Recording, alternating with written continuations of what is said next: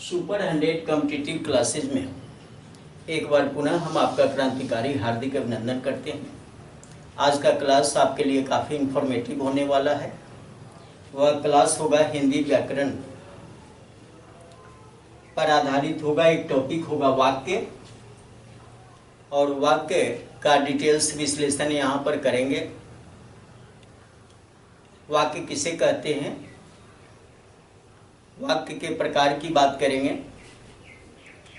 वाक्य के कितने अंग होते हैं, अंग पर भी बात करेंगे। तो चलिए देर न करते हुए फिर टॉपिक लिखते हैं, फिर उस पर बात करते हैं। टॉपिक है वाक्य।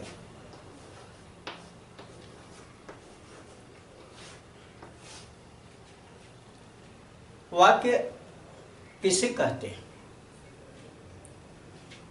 वाक्य की परिभाषा अलग अलग व्याकरण में अलग अलग दी गई। यहाँ बताया गया,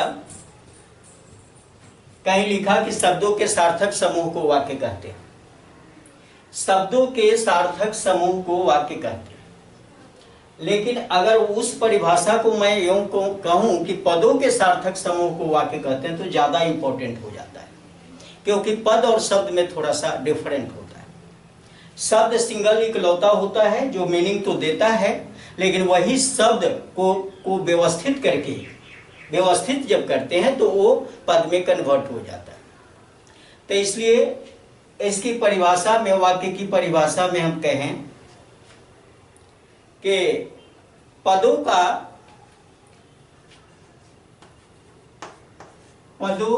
का ऐसा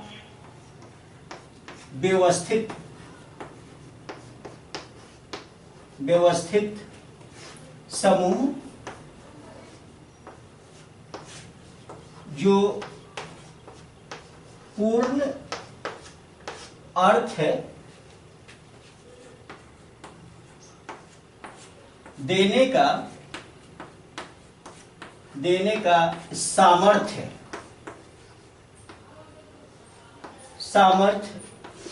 रखता हो,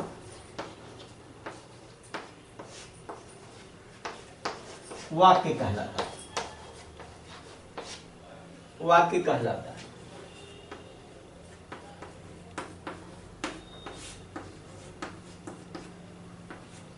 अब ये परिभाषा काफी इंपॉर्टेंट हो जाती है कि भाई व्यवस्थित समूह, पदों का व्यवस्थित समूह। यहां शब्द हमने लिखा नहीं, शब्द और पद में अंतर होता है।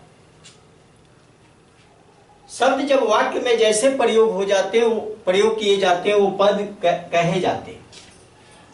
शब्द अलग अलग जब होते हैं तो वो शब्द की श्रेणी में रहते हैं, लेकिन उसी को जब वाक्य में हम कन्वर्ट कर देते हैं, वाक्य के रूप में लिखते हैं, तो वो शब्द नहीं रहता, वह पद बन जाता है। खैर कोई बात नहीं, या शॉर्टकट आपको रखना है तो इसकी परिभाषा में कहिए कि पदों के सार्थक समूह को वाक्य कहते हैं।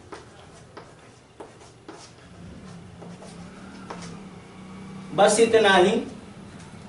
किसी भी चीज का अध्ययन हम लोग करते हैं तो पहले उसकी परिभाषा जानते हैं। परिभाषा में ही हर चीज सन्निहित होती है, परिभाषा में हर चीज छिपा हुआ होता है। अब चलिए वाक्य का मैं एक एग्जांपल दे देता हूं। मैं जाता हूं, मैं जाता हूं। यहां एक ये वाक्य है। अब यहां पर इसमें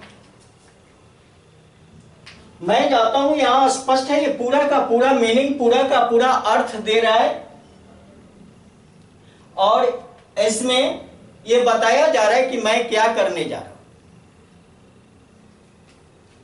और शब्द आप देख रहे हो कि मैं जाता और हूं, ये शब्द संयुक्त रूप से यहां ज्वाइंट हुए हैं यहां पर, इसलिए ये सारे पद कहलाएंगे।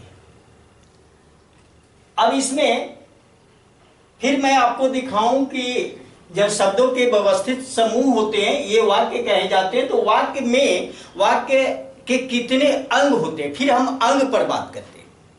कारण कि उसके प्रकार को समझने के पहले अगर वाक्य के अंग को समझ ले तो आपके लिए ज्यादा आसान हो जाता है। तो इसको हम मिटाते हैं, फिर वाक्य के अंग को देखते हैं।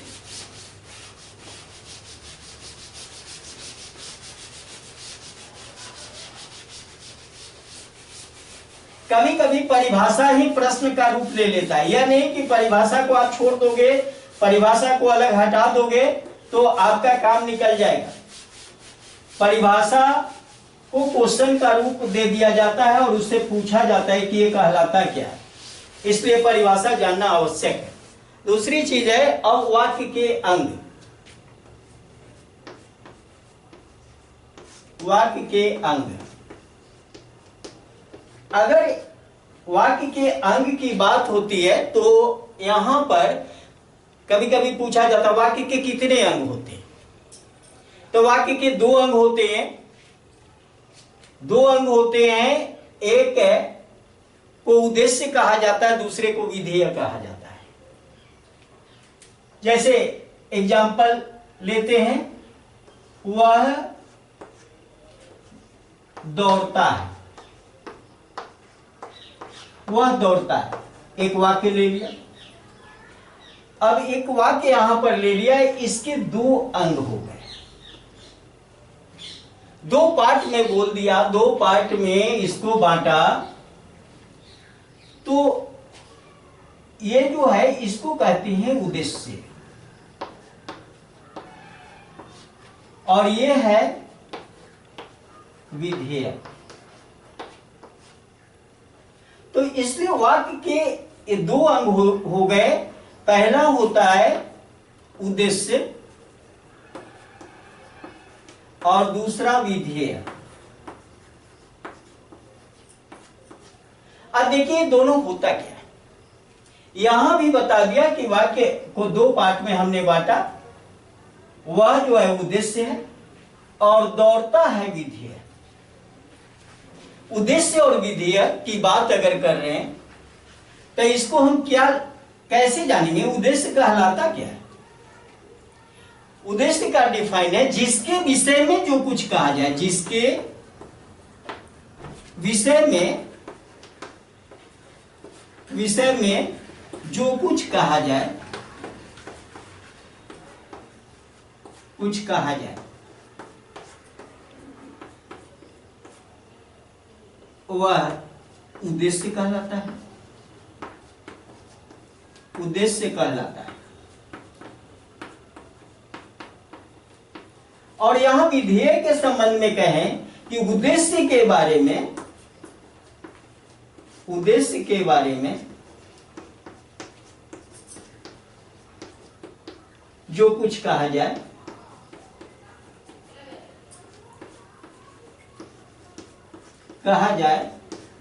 उसे विधेय कहते हैं। विधेय कहते हैं।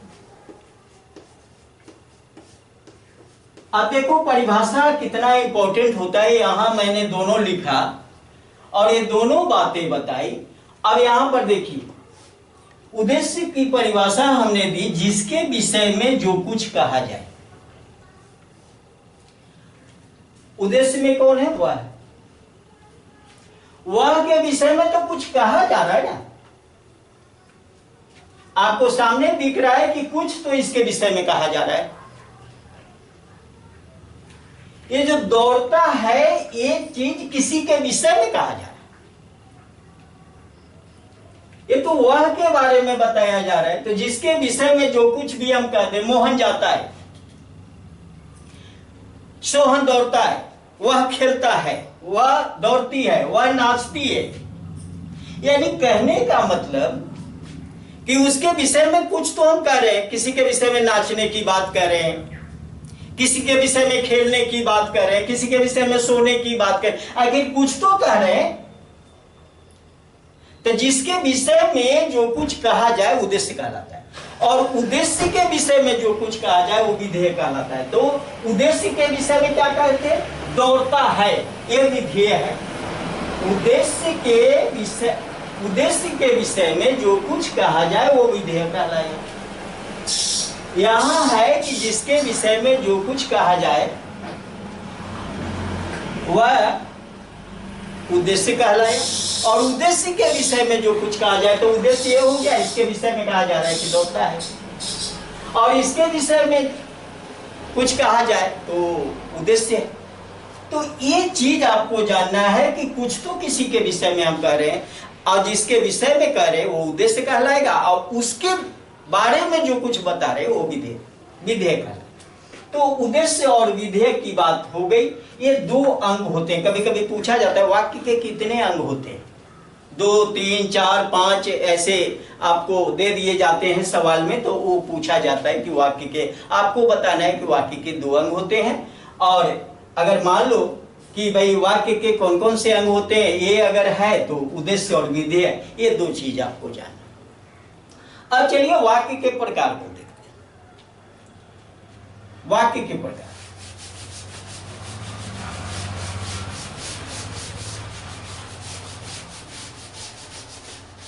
ये वाक्य के अंग बताए, अब वाक्य के प्रकार को देखते हैं।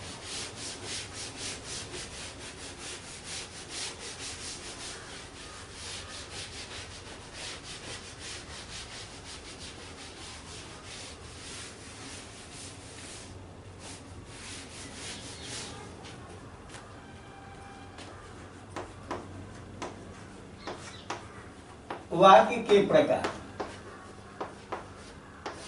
वाक्य के प्रकार में यहां वाक्य के प्रकार को हम 3 पार्ट में बांट दें। एक है रचना के आधार पर, रचना के आधार पर।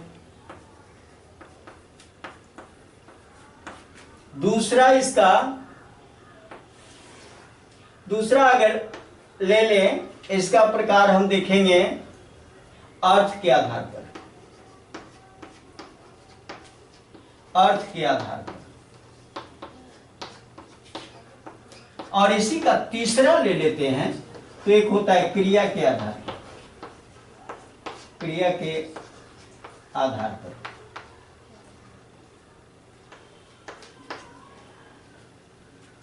अब वाक्य के प्रकार में रचना के आधार पर, अर्थ के आधार पर या क्रिया के आधार पर ये 3 टाइप कर दिया कि भाई ये 3 टाइप पर वाक्य के प्रकार को हम बांट सकते हैं। और फिर बारी बारी से रचना के आधार पर कितने प्रकार होंगे, अर्थ के आधार पर कितने प्रकार होंगे, और क्रिया के आधार पर कितने प्रकार होंगे।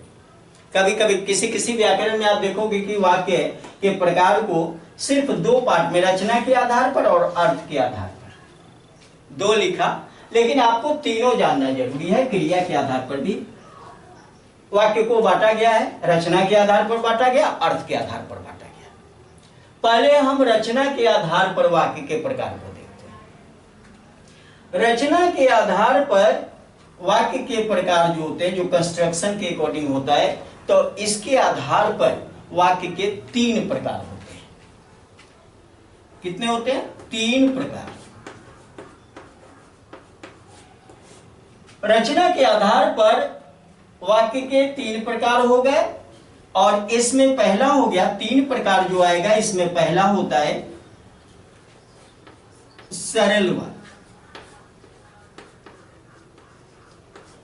दूसरा होगा मिश्र वाक्य,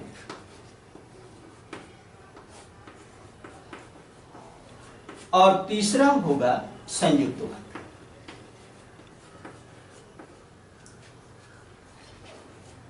संयुक्त वाक्य, ये 3 प्रकार, सरल वाक्य, मिश्र वाक्य, संयुक्त वाक्य। रचना के आधार पर ये 3 प्रकार हो गए, और तीनों प्रकार को यहां बारीकी से आप सीख लो। कभी आप देखोगे कुछ लोगों का कहना है कि डिफाइन को अलग करें। डिफाइन अगर इस शब्द से अलग कर देते हैं तो कुछ शब्द में शेष नहीं रह जाता है। सरल वाक्य क्या है? सरल वाक्य जैसा कि सुनने से ही स्पष्ट हो जाता है, सरल का मतलब होता है साधारण, सिंपल। ये साधारण वाक्य है। साधारण वाक्य कभी कभी साधारण वाक्य का चुनाव आपको करना होगा कि भाई चारों ऑप्शन दिया हुआ है, उसमें आपसे पूछ दे कि इसमें साधारण वाक्य कौन है या सरल वाक्य कौन है। ऐसा नहीं सरल पढ़े है साधारण का ज्ञान नहीं, तो ये दिक्कत होगी। सरल वाक्य और साधारण वाक्य दोनों एक ही चीज होती है। इसको सरल कहिए या साधारण कहिए, साधारण भी बोलते हैं, साधारण वाक्य। अब इसका डिफाइन करेंगे तो बस इसमें क्या है कि जिस वाक्य में एक कर्ता और एक क्रिया होती है, सरल वाक्य कहलाता है। बस एकदम सिंपल सा, ज्यादा कुछ करना नहीं। जिस वाक्य में एक कर्ता और एक क्रिया होती है। अब अगर लिख दें एक कर्ता जोड़ एक क्रिया, एक क्रिया बराबर सरल वाक्य। बहुत आसान लगेगा ना। एक कर्ता जोड़ एक क्रिया, सरल वाक्य। बहुत सिंपल सी बात है, यहां ज्यादा कुछ सोचना नहीं है, दिमाग में सेट कर लेना है कि ऐसा वाक्य जिसमें एक कर्ता और एक क्रिया। ये वाक्य जब हम स्टार्ट करते हैं तो स्टार्ट से एंड तक हम क्या करते हैं कि एक पूर्ण विराम देखते हैं, बीच में कुछ नहीं दिखाई देता। वह जाता है, तुम खाते हो, वह दौड़ता है। ये सब क्या है? स्टार्ट करते हो एंड, एंड जहां होता है वहां पूर्ण विराम दिया जाता है। एकदम ये सरल वाक्य, एक कर्ता एक क्रिया। राम जाता है, राम जाता है। अब देखा इसमें क्या है, एक कर्ता है और एक क्रिया है। एक कर्ता और एक क्रिया। अब कहोगे कि यहां से यहां तक कर दिया,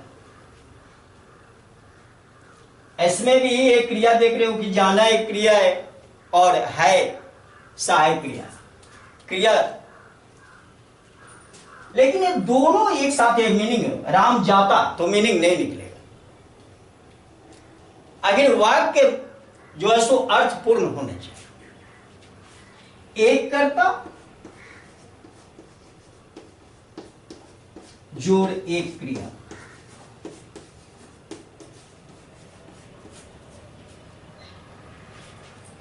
एक क्या हुआ? सरल वाक्य। सरल वाक्य बहुत आसान है। अब मैं मिश्र वाक्य की बात करूं। अब इस तरह का वाक्य देखने को मिले, आप एकदम आराम से कह सकते हो, जो भी बोल लो। मिश्र वाक्य में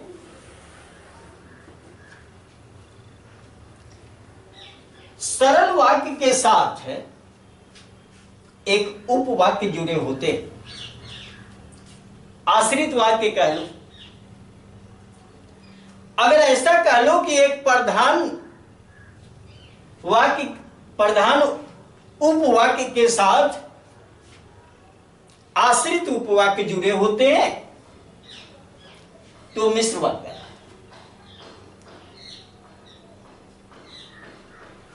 अब इसके एग्जाम्पल के लिए मैं दे दूं, गुरुजी ने कहा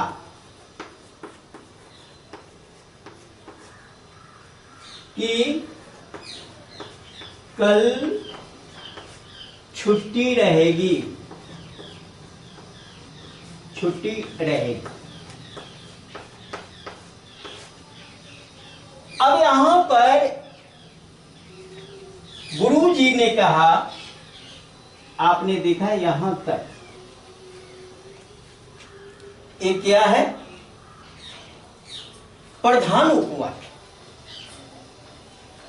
और कि कल छुट्टी रहेगी, ये आश्रित उपवाक्य। ये आश्रित उपवाक्य। इस तरह से प्रधान उपवाक्य और आश्रित उपवाक्य एक जगह जुड़े होते हैं। और यहां पर देख रहे हो, यहां की जो है योजक शब्द है। कहीं कहीं आप देखते हो कि कॉमा भी योजक का काम करता है, और खास करके ये कॉमा जो योजक का काम करता है वह मिश्र वाक्य में ही करता है।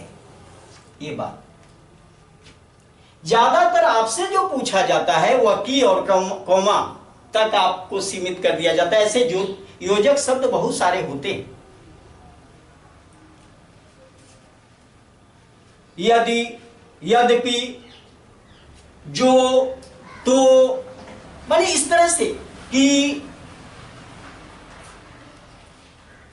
अगर ये सारे क्या है, समुच्चय बोधक अव्यय है, और इससे प्रधान उपवाक्य और आश्रित उपवाक्य एक जगह एडजस्ट होते हैं, जुड़ जाते हैं, तो मिश्र वाक्य कहे जाते हैं। तो आपको ज्यादातर जोड़ने के लिए ये जो परीक्षा में ज्यादातर पूछा जाता है, 21 से जोड़ा जाता है। उसने कहा कि मैं जाता हूं,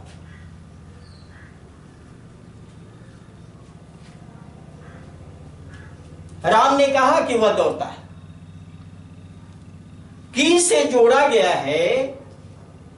अब की क्या है, समुच्चय बोधक अव्यय है, और अव्यय को मैं बता चुका हूं कि अव्यय एक अविकारी शब्द है जो तीनों कालों, वचनों और पुरुषों में उसका कोई चेंजिंग नहीं होता, नो चेंजिंग, और उससे जुड़ते हैं, वो समुच्चय बोधक अव्यय।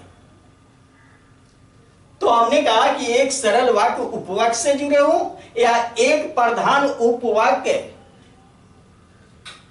आश्रित उपवाक्य, ये दोनों आपस में मेल करते हैं, फिर मिश्र वाक्य का निर्माण हो जाता है।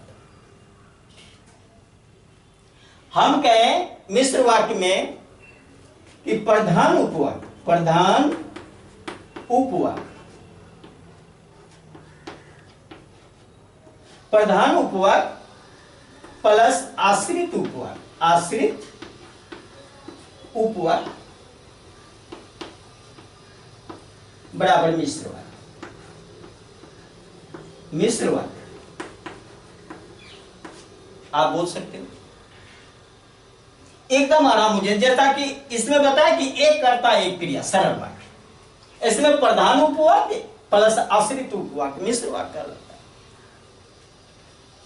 ज्यादातर एग्जाम में कॉमा और की लगाकर ऐसे योजक शब्द ढेर सारे होते हैं,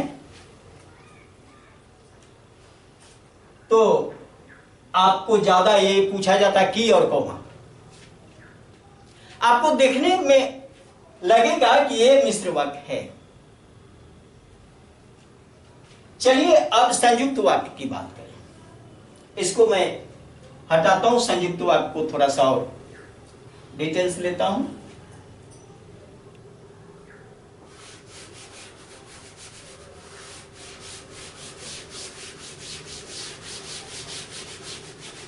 अब यहां पर संयुक्त वाक्य जो लिखा हुआ, संयुक्त, संयुक्त का मतलब होता है, मिश्र का मतलब मिश्रित, और ये संयुक्त का मतलब भी जुड़ा हुआ।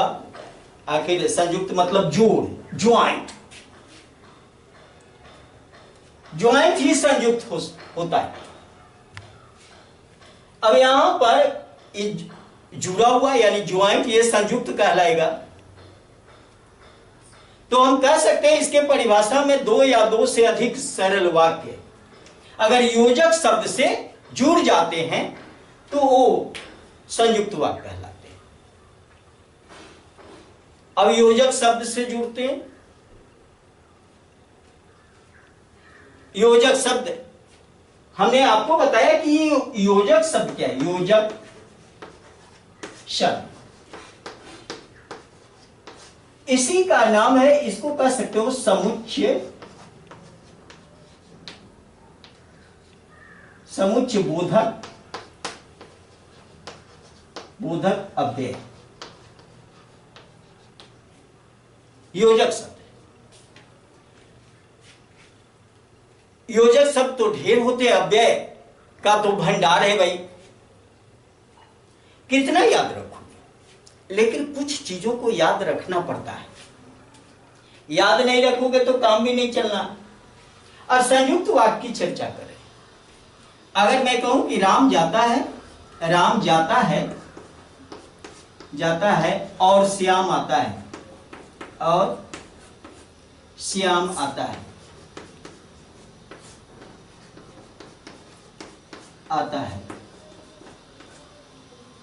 यहां पर दो सरल वाक्य कोई योजक शब्द और के द्वारा जुड़ गए। आप वाक्य में देखना कि क्या लिखा रहता है, और से कहीं जुड़ रहा हो, ज्यादातर यही और वाला ही पूछा जाता है, और या से जुड़ रहा हो, एवं से जुड़ रहा हो, अथवा से जुड़ रहा हो, किंतु से जुड़ रहा हो, परंतु से जुड़ रहा हो। इस तरह से ये क्या है, समुच्चय बोधक अव्यय है। अगर इससे, अब तो ज्यादातर आपसे जो पूछा जाता है ये कम से कम 4-5 याद रखें। और से कोई वाक्य और से जुड़ा हो, और से दो या दो से अधिक वाक्य और से जुड़े हुए हों, या से जुड़े हुए, एवं से जुड़े हुए, अथवा से, किंतु से, परंतु से एक जुड़ा हुआ, तुरंत कहो कि संयुक्त वाक्य है। दिख जाता है, दिखाई देगा, एकदम आराम से देखोगे और पहचान में भी तुरंत है। योजक शब्द का भंडार है, समुच्चय बोधक अव्यय का भंडार है। लेकिन आपके लिए क्या इंपॉर्टेंट है, 2-4-5 इंपॉर्टेंट होता है, इसलिए 2-4-5। अब इत्यादि यहां करते हैं, इत्यादि। मिश्र वाक्य में भी योजक शब्द आते हैं, लेकिन आपको लगेगा कि ये सारे योजक शब्द जो हैं बिल्कुल आपको वाक्य अपने आप में पूर्ण अर्थ रखता हो, पूर्ण अर्थ, दोनों वाक्य, दो या दो से अधिक जो भी है, पूर्ण अर्थ देता हो। जैसे मैं और कहूं और एक एग्जांपल ले लूं, आप चाय पिएंगे या कॉफी। अब यहां पर या से जोड़ दिया गया, आप चाय पिएंगे, अब उसके बाद या शब्द, या के बाद कॉफी दे दिया, तो एक पद कॉफी आ गया। लेकिन मीनिंग क्या है कि आप चाय पिएंगे या कॉफी पिएंगे। या से जुड़ने वाले यहां पर या लिखा हमने, ये क्या है, संयुक्त वाक्य। तो ये चीज आपको ध्यान रखना होगा। और इस तरह से ज्यादातर परीक्षा में मिश्र आपको से पूछा जाता है कि भाई निम्नलिखित में कौन मिश्र वाक्य है, कौन संयुक्त वाक्य है, कौन सरल वाक्य है। कभी सरल वाक्य को मिश्र वाक्य में बदलना, मिश्र वाक्य को सरल वाक्य में बदलना, सरल वाक्य को संयुक्त वाक्य में बदलना, इस तरह से। इसके लिए कुछ एग्जाम्पल, जैसे कुछ इंपॉर्टेंट एग्जाम्पल मैं बाद में, जो चेंज करने की बात है, अब 2-4 चेंज करने से नहीं होगा, कुछ चेंज करने के लिए वाक्य रखेंगे और चेंज करके आपको बताएंगे। लेकिन अभी हमने मोटा मोटी आपको बताया कि भाई ये रचना के आधार पर जो वाक्य के 3 प्रकार होते हैं, इस तीनों प्रकार पर हमने कुछ फोकस किया, कुछ बेसिकली जानकारी आवश्यक है। आप जानोगे तभी कुछ कर पाओगे। नेक्स्ट क्लास मेरा होगा अर्थ के आधार पर वाक्य के प्रकार, वाक्य के भेद अर्थ के आधार पर देखेंगे, फिर क्रिया के आधार पर देखेंगे। यानी बारी बारी से सबका अध्ययन जरूरी है। और फिर चेंजेबल क्लास होगा, जैसे एक वाक्य को दूसरे वाक्य में कैसे परिवर्तित करते हैं, इसके लिए अलग से क्लास। तो चलिए, अगर ये वीडियो आपको अच्छा लगा, उपयोगी है, लाभप्रद है, ज्ञानवर्धक है, तो इसे लाइक करें, अपने मित्रों के साथ शेयर करें और सुपर 100 कॉम्पिटिटिव क्लासेस को दिल से सब्सक्राइब करें। बहुत बहुत धन्यवाद। जय हिंद, जय भारत।